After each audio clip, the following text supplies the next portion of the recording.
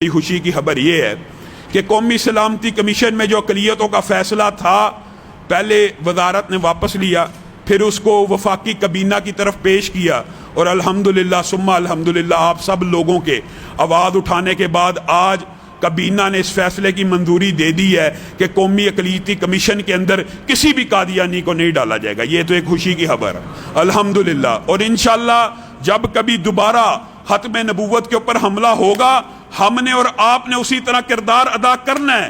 لیکن ہم نور الحق قادری صاحب سے یہ بات کہنا چاہتے ہیں، جسٹس شوکت صدیقی نے ایک رپورٹ لکھی تھی کہ کون کون ملزم ہیں ختم نبوت کے حلف نامے میں چھیڑ چھاڑ کا۔ آپ کی ناک کے نیچے لوگ کام کرتے ہیں، آپ ان کے نام بھی تو ظاہر کریں، آپ ان کو پکڑیں بھی تو صحیح۔ یہ سارا معاملہ ٹھیک ہو گیا، ہم ویلکم کہتے ہیں، کوئی تعصب کا مظاہرہ نہیں کرتے، آپ نے واپس لیا، لیکن ان مجرموں کو بھی پکڑیے جو آپ کے ناک کے نیچے یہ کام کرتے ہیں، آپ کو خبر نہیں ہوتی۔ وہ شوکت علی صدیقی نے کتنی بڑی رپورٹ چھاپی، آج وہ قانونی دستاویز ہے کہ جو لکھتا ہے اس کے اوپر بھی پردے ڈالے جاتے ہیں، جو اس کو انکشاف کرنا چاہتا ہے اس پہ بھی پریشر ڈالا جاتا ہے۔ حقیقت میں شوکت صدیقی کو اسی لیے عدالت سے بے دخل کیا، اللہ اس طرح کے جج کو واپس لے کے آئے، اس کا بھی کیس چل رہا ہے، اللہ ان کو دوبارہ اپنی سیٹ کے اوپر بحال کرے۔ انہوں نے یہ رپورٹ میں لکھ دیا کہ اس کا ملزم شفقت محمود اور انوشا رحمان ہیں، جنہوں نے یہ چھیڑ چھاڑ کی، کن کے کہنے پہ کی، یہ ان دونوں کو اگر پکڑا جائے گا، پروب کیا جائے گا، یہ بتا دیں گے۔ اسی طرح پیر نور الحق قادری صاحب کو پروب کرنا چاہیے یہ کام کس کے کہنے پہ ہوا۔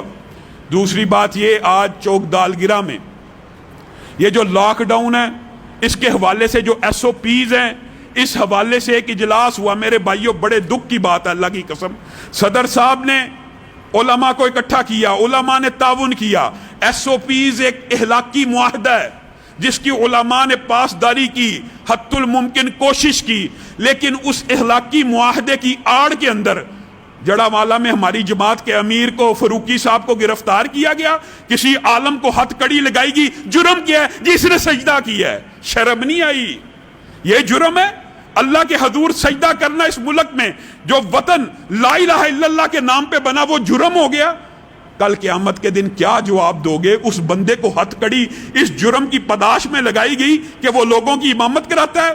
وہ دیوبند مسلک کے علوی صاحب، ان کو اسلام آباد میں پکڑ لیا کہ جمعے کے اندر باہر جو لوگ کھڑے تھے آپس میں مل کے کھڑے تھے۔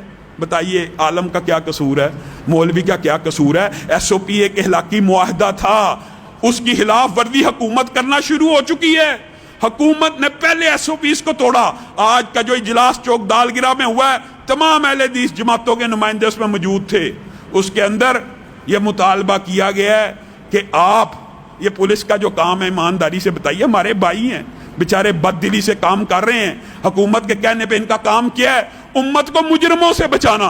ان کو امت کے سب سے بہترین افراد جو سجدے کرتے ہیں، جو نفل پڑھتے ہیں، جو قرآن پڑھتے ہیں، جو عبادات میں تہجد کی نماز ادا کرتے ہیں، ان کے پیچھے لگا دیا۔ ساری پاکستان کی پولیس مولویوں کے، مذہبی رہنماؤں کے اور عبادت گزاروں کے پیچھے لگا دی ہے۔ نہ منڈیوں میں جاتے ہیں، نہ سبزی منڈی دیکھتے ہیں، نہ بازار دیکھتے ہیں، نہ بکر منڈی دیکھتے ہیں، نہ جنرل سٹور دیکھتے ہیں۔ میرے بھائیوں یہ عجیب و غریب باتیں، پھر کئی مرتبہ ہم یہ بات کہتے بھی نہیں ہیں، لیکن آپ خود دیکھیے WHO کی نوکری کہاں تک کرنی ہے۔ جو ڈاکٹرز بھی، مولویوں کی بات نہیں، ڈاکٹرز کے بھی اختلاف آگے، کبھی کہتے ہیں سینیٹائزر گیٹ سے فرق پڑتا ہے، کبھی کہتے ہیں سینیٹائزر گیٹ سے فرق نہیں پڑتا، کبھی وائرس جی 1 میٹر میں ہوتا ہے، کبھی 2 میں، کبھی ہوا میں، کبھی گھروں میں۔ ان کے موقف بھی بدلتے جا رہے ہیں۔ میرے بھائیوں اس کا جھوٹ، فراڈ اور جعلی پن بے نقاب کوئی عام فہم بندہ بھی ہونا اسی وقت محسوس کر لیتا ہے۔ موقف میں اتنے تضادات ہیں۔ جو ڈاکٹر جن کے خلاف ویڈیوز بناتے ہیں نا، انڈیا کا ایک ڈاکٹر، پاکستان کے ڈاکٹر، جو ڈاکٹر ویڈیو چڑھائے گا یوٹیوب میں اس موضوع کے اوپر، اس کا چینل ڈیلیٹ کر دیا جائے گا، اس کی ویڈیوز ریموو کر دی جائیں گی۔ آپ ایمانداری سے WHO کے تضاد کو سمجھیے، سمجھ لیجئے۔ ایک مثال ہی کافی ہے سمجھنے کے لیے۔ یہ کیسا وائرس ہے کہ زندہ بندہ ہو، آپ نے اس کی کیئر بھی کرنی ہے، آپ نے اس کو آئسولیشن میں بھی رکھنا ہے، دوائیاں بھی دینی ہیں، اس کے ساتھ انٹریکشن بھی ہونا ہے، ہر معاملہ ہونا ہے جب تک وہ صحت یاب نہ ہو۔ لیکن جیسے ہی وہ مر جاتا ہے وہی مریض تابکاری شوائیں اس کے جسم سے نکلنا شروع ہو جاتی ہے، اس کی میت کے بھی قریب نہیں جانا، اس کی میت سے 60 فٹ دور کھڑے ہو جانا. زندہ بندے سے وائرس پھیلنے کا امکان زیادہ ہے کہ میت سے. یہ ایک عام فہم بات ہے. میت سے تو پھیلنا مشکل ہے، سانس چل نہیں رہی، رطوبت نکل نہیں رہی. یہ تضادات WHO نے جو لکھے ہیں. پوسٹ مارٹم نہیں ہوگا. کیوں نہیں ہوگا؟ جب ہم کہتے ہیں پوسٹ مارٹم نہ کرو، او یار یہ مولوی بس شریعت کو لے آتے ہیں، پوسٹ مارٹم سے مجرم پکڑا جاتا ہے، یہ ہو جاتا ہے، وہ ہو جاتا ہے.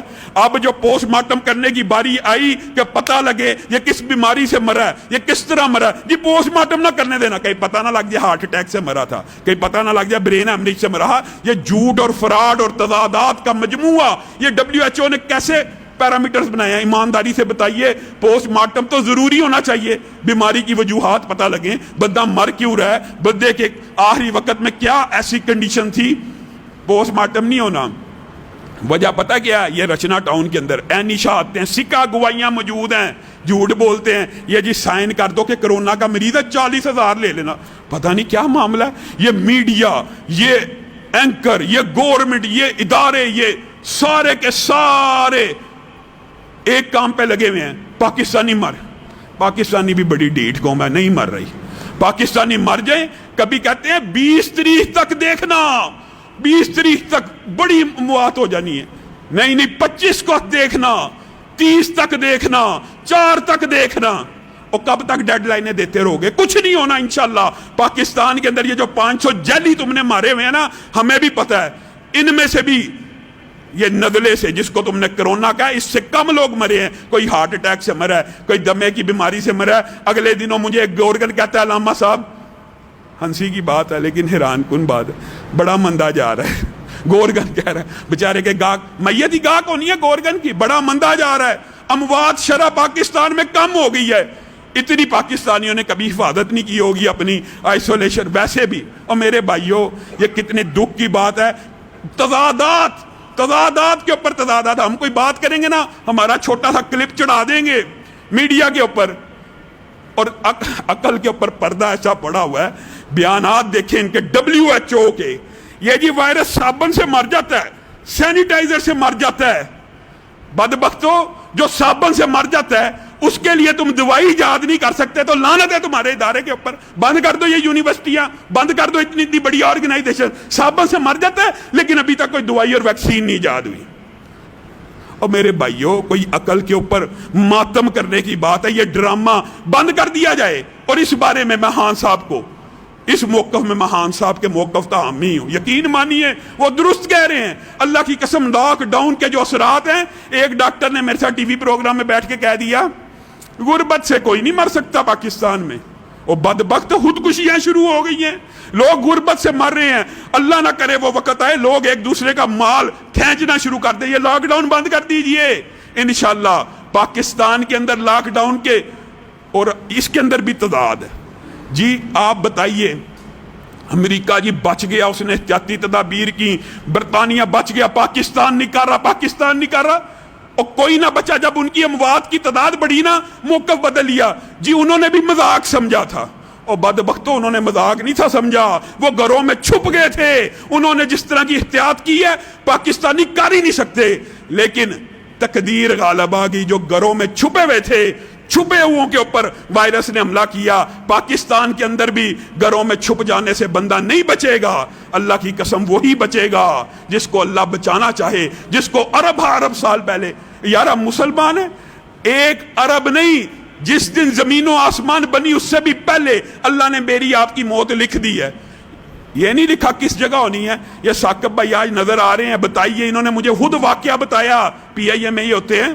کہتے ہیں 33,000 فٹ کی بلندی کے اوپر ہم سفر کر رہے تھے. ایک مسافر مجھ سے گفتگو کر رہا ہے. گفتگو کرنے کے بعد تھوڑی دیر بعد مر گیا. 33,000 فٹ کی بلندی کے اوپر. فرشتوں کے پاس بھی جب رجسٹر آئے ہوں گے سوچتے ہوں گے اس بندے کی روح کو 33,000 فٹ پہ کیسے قبض کرنا ہے. لیکن اللہ کا لکھا ہوا اینما تکونوا یدرککم الموت ولو کنتم فی بروج مشیدہ. جائیے چھپ جائیے گھروں کے اندر، موت سے بچ جائیں گے. نہیں بچ سکتے. وہی بچے گا جس کی اللہ نے لکھی ہو. اور بچنے کے امکان اسی کے زیادہ ہیں جو اللہ کے آگے سجدہ کرے گا، جو شفا کے مرکز میں آئے گا، جو روحانی مراکز میں آئے گا. یہ بدبخت لوگ، میں پہلے بھی آپ کو کہہ چکا ہوں، یہ جو پیر ہے نا دم درود والے، یہ جو شفا سینٹر اور خانقاہیں جو چھف چھف کر کے لوگوں کو شفا بانٹ رہی، سارے بند پڑے، سارے بند ہیں. کہاں گئے یہ دعوے کہ ایک پھونک سے شفا ملتی ہے؟ یہ دوبارہ اپنی دکانیں کھولیں. آپ لوگوں نے ان کے ساتھ وہ معاملہ کرنا جس کے یہ وہ مستحق ہے. قم للصلاة إذا المؤذن كبارا أقبل لربك مسرعا متطهرا دع عنك